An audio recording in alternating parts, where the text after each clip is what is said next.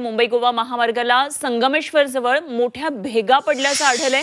Aravali पुलाजवळ concrete रस्त्याला या भेगा पडल्यात आणि काही ठिकाणी तब्बल अर्धा फूट रुंदीच्या या भेगा पडल्याचं चित्र पाहायला मिळते। मुसळधार पावसामुळे भेगा रुंदावण्याची देखील शक्यता आहे आणि महामार्गाच्या कामाच्या दर्जाबाबत त्यामुळे आता प्रश्नचिन्ह उपस्थित झाले।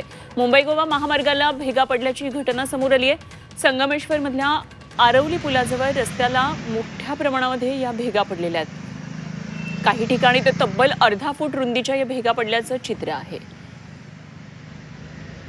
आणि या भेगांमुळे निश्चितच अपघाताला आमंत्रण मिळू शकतं। लवकरात लवकर याकडे लक्ष देण्याची आता गरज निर्माण झाली आहे। हा मुंबई गोवा महामार्ग आहे, त्यामुळे हा महामार्ग आहे का असा प्रश्न देखील या भेगांमुळे आता पडण्याची शक्यता आहे। तर काय नेमकी सगळी परिस्थिती आहे याचा आढावा घेतलाय आमचे प्रतिनिधी प्रणव पोळेकर यांनी।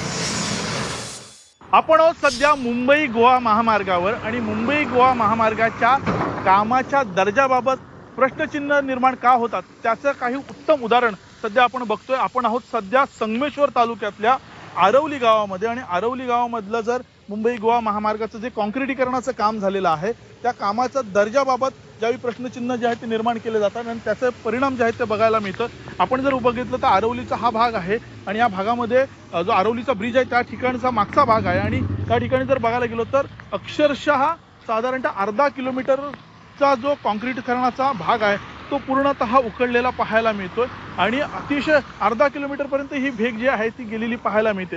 खरं तर या कामाच्या दर्जाबाबत अनेक वेळा प्रश्नचिन्ह जे आहेत ते निर्माण केले गेले, अनेक वेळा आवाज देखील उठवण्यात आला, मात्र अजूनही या कामामध्ये कुठेही सुधारणा होताना पाहायला मिळत नाहीये आणि मुसळधार पावसामुळे या भेगा ज्या आहेत त्या रुंदावण्याची शक्यता जी आहे ती वर्तवण्यात आली आणि त्यामुळे वेळीच या ठिकाणी उपाययोजना करणं गरजेचं असल्याचं इथलं ग्रामस्थ सांगताना पाहायला मिळतात।